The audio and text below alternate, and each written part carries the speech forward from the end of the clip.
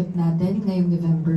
Does this concern the President na hindi pa po natin nako-convince yung neighbors natin to support the Philippines call to uphold the 2016 Arbitral Award?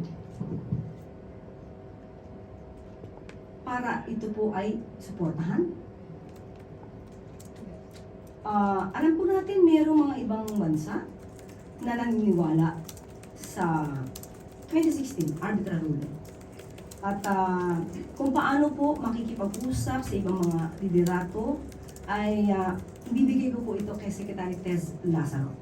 Dahil siya naman po din na nakikipag-ugnayan sa ibang mga opisyales ng ASEAN members.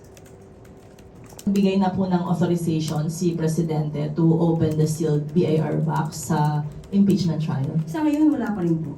Wala pa rin pong ibinibigay na anumang request sa ating panahon. Wala pa po na ibibigay sa atin ng impormasyon pa po. So far, wala pa.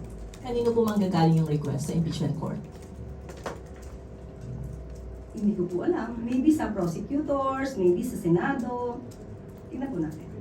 Sa taong bayan. Ng Pangulo ay opo sa lahat ng maaaring hindi pa sumasang-ayon sa kanya.